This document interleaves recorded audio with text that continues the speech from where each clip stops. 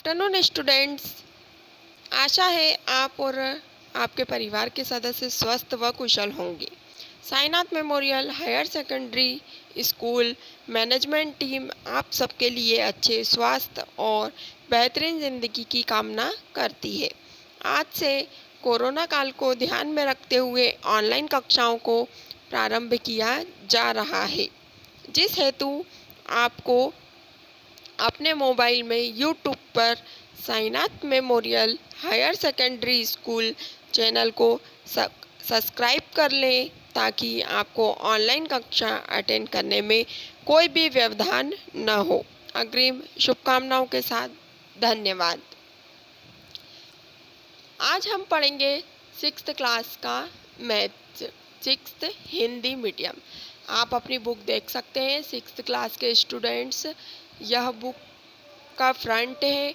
यह बुक आपको लेकर आना है, तो आप मैथ्स की बुक ले आइए और एक कॉपी ले आइए ताकि जो भी सवाल अपन समझेंगे, जो सवाल के मैं स्क्रीनशॉट आपको दूंगी, तो वह आपको अपनी CW कॉपी में कंप्लीट करना है ताकि आपकी कॉपियाँ हमेशा मेरे समझाने के साथ साथ कंप्लीट रहे। तो आज हम पढ़ेंगे 6th क्लास में हमारा फर्स्ट चैप्टर है प्राकृतिक संख्याएं एवं पूर्ण संख्याएं। हमारे चैप्टर का नाम है संख्या इकाई 1 संख्या पद्धति नंबर सिस्टम। इकाई 1 का नाम क्या है? Number system. तो उसमें पहला आता है हमारा, अब नंबर सिस्टम में हम क्या पढ़ेंगे? प्राकृतिक संख्याएं एवं पूर्ण संख्याएं। प्राकृतिक संख्या क्या होती है और पूर्ण संख्या क्या होती है? सबसे पहले आपको प्राकृतिक संख्या समझना है।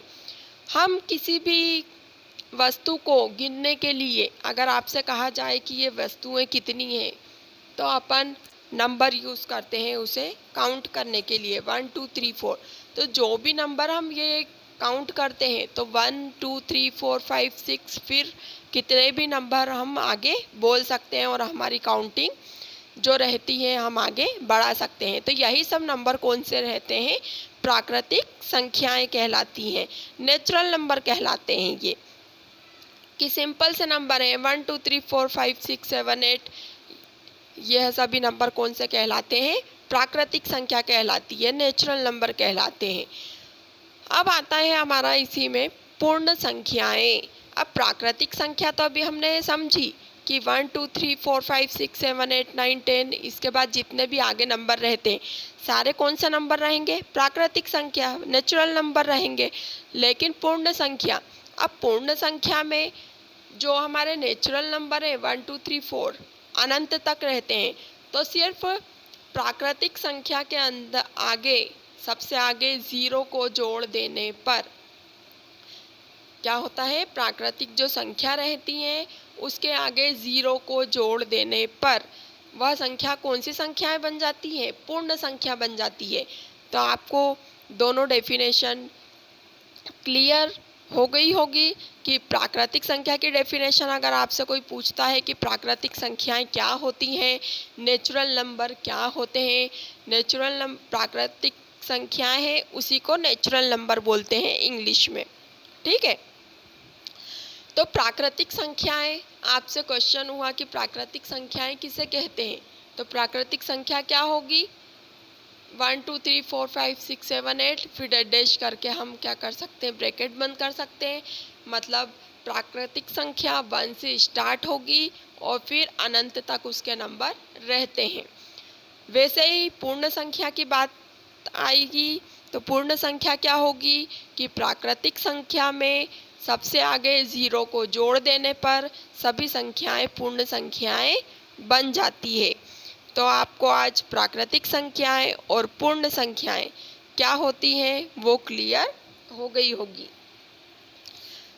अब इसी में हमारा आता है कि हम जो अपन संख्या लिखते हैं तो हम छोटी संख्या को आसानी से पढ़ लेते हैं, लेकिन वहीं पे हमारी बात आती है बड़ी संख्या पढ़ने की। तो बड़ी संख्या पढ़ने में दिक्कत होती है, तो उसे किस तरह से पढ़ा जाता है, हम संख्या को किस तरह से बोलेंगे, किस तरह से पढ़ेंगे। तो आज हम वही इस चैप्टर में समझते हैं।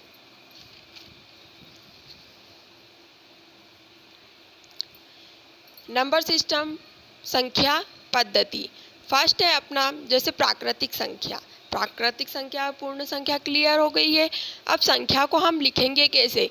संख्या लिखने के लिए हम हमारी जो भी संख्या लिखी रहती है, जैसे यहाँ पे आप देख सकते हैं 210 लिखा हुआ है, 450 लिखा हुआ है, तो हम ये सिंपल से नंबर आसानी से पढ़ सकते हैं।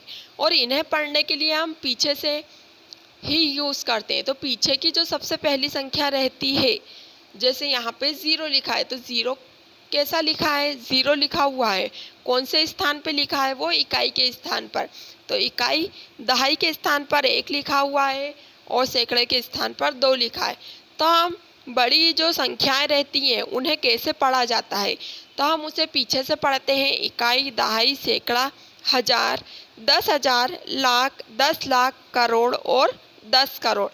तो हमारे जो नंबर रहते हैं, हम इकाई के नीचे इकाई का नंबर, दहाई के नीचे दहाई का, सैकड़े के नीचे सैकड़े का, हज़ार के नीचे हज़ार का, फिर 10,000 के नीचे 10,000 का, फिर हमारे कॉमा लग जाते हैं। तो पीछे से 3 संख्या में हम कॉमा लगाते हैं। हमारी सैकड़े की संख्या हमेशा साथ में लिखाती है। तो यहाँ पे इस तरह से हम चार्ट बनाकर हमारी संख्याओं को लिखकर आसानी से हम उसे बोल सकते हैं, लिख सकते हैं, पढ़ सकते हैं। जैसे यहाँ पे लिखा है 2432, क्या लिखा हुआ है यहाँ? 2432, 2432। अगर हमें इसे बोलने में परेशानी आती है तो हम इसे पहले इकाई, दहाई, सैकड़ा, हज़ार इस तरह से लिखकर इकाई के स्थान पर 2 लिखेंगे, दहाई के स्थान पर 3 है, सैकड़े के स्थान पर 4 है और हज़ार के स्थान पर 2 है। तो 2 किसके स्थान पर है? हज़ार पे है। तो 2 क्या हुआ? हज़ार हुआ। 4 सैकड़े पर है, 4 को 100 पढ़ेंगे और 32। तो हम इस तरह से इसे आसानी से पढ़ सकते हैं, 2432। तो आज अपन ने चैप्टर में नंबर सिस्टम समझ चुके हैं कि प्राकृतिक संख्या क्या होती है, पूर्ण संख्या क्या होती है, और जो हमारी संख्याएं रहती है बड़ी, उन्हें हम कैसे लिख सकते हैं और कैसे बोल सकते हैं। Thank you.